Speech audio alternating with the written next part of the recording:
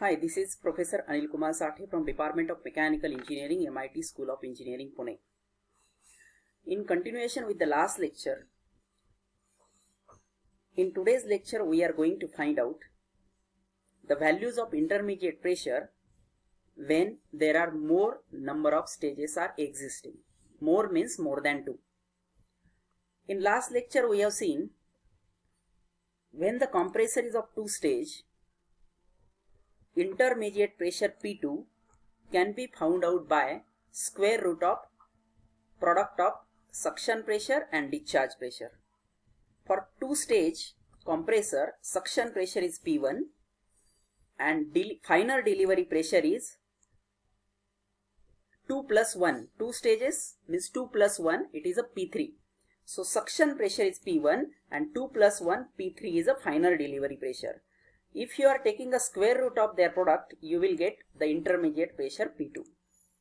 But now the question is, if there are 3 stages, what will be the suction pressure? P1 is the suction pressure. And 3 stages means 3 plus 1, that is P4 is the final delivery pressure. So P1 on one side and P4 on another side, suction and final delivery. So there are 2 intermediate pressure, P2 and P3. So what we should do to calculate P2 and P3? If there is 2 stage, it's very simple. P2 is geometric mean of P1 and P3, that is a square root of product of P1 and P3. By that way we can easily find out intermediate pressure P2. But if there are 3 stages, then suction is P1, delivery is 3 plus 1 means P4. So how to calculate 2 intermediate pressure, that is P2 and P3? This formula is not suitable for it. So that discussion we are going to do in today's lecture. Now this is the derivation we have seen for W, work required to drive the compressor when X are the number of stages, that is a multi-stage compressor, provided perfect intercooling is there and W is the minimum work. Okay, so let us assume Y is the pressure ratio in each stage. How this pressure ratio can be written? P2 by P1 is equal to P3 by P2. This is the pressure ratio for the first stage, P1 to P2. This is the pressure ratio for second stage, P2 to P3. This is the pressure ratio for third stage, P3 to P4, and so on. Like that, if X number of stages are there, what is the pressure ratio in X stage? Px plus 1 upon Px. Therefore, from this we can write P2 is Y multiplied by P1. P2 is Y multiplied by P1. P3 is Y multiplied by P2. P3 is Y multiplied by P2. Put the value of P2 from this expression. So P2 is YP1 and Y is already there, so it becomes Y square P1. Y square P1. Now similarly, what is P4? Y into P3. Just look at here.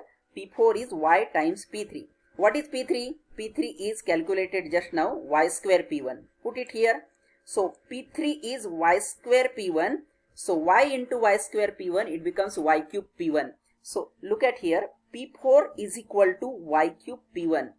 If we are continuing in the similar fashion, we can calculate P5, P6 and so on.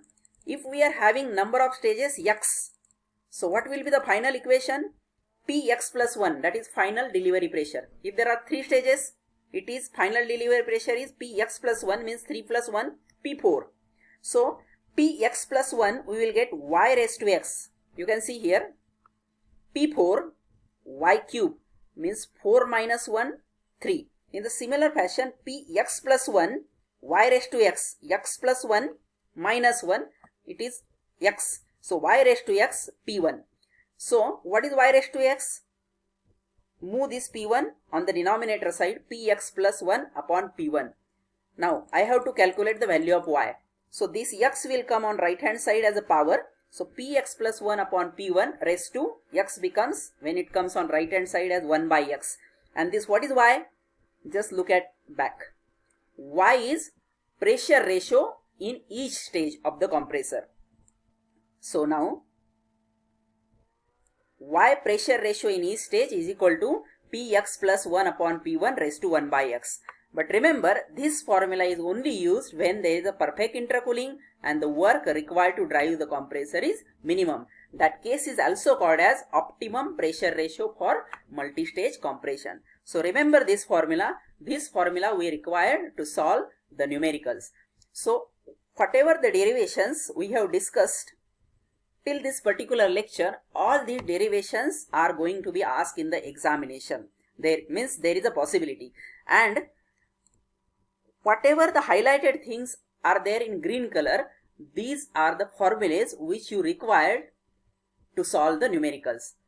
I will share you the list of the formulas also in a Google Classroom.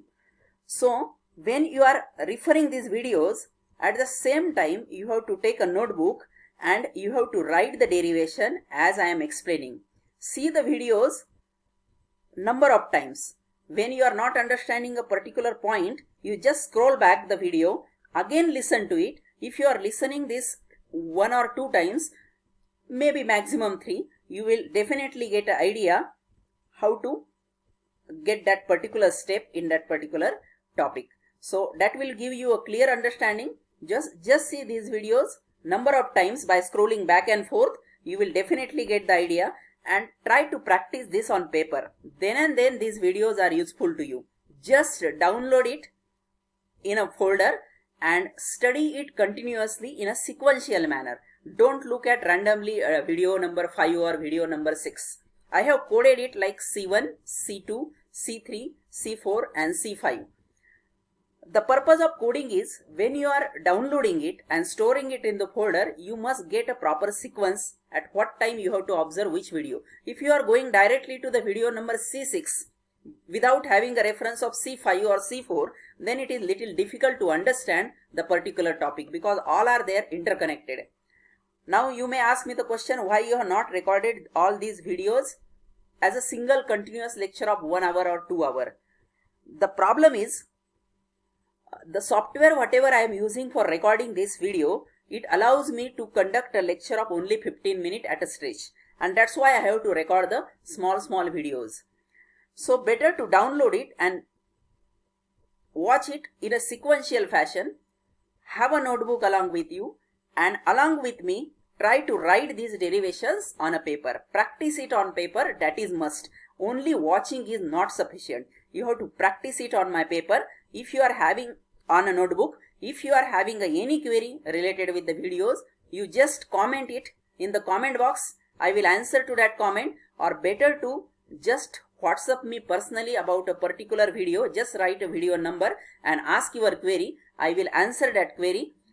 If you want, we can conduct a Zoom meeting also on the discussion of your queries on a particular compressor topic. Now all the derivations are covered.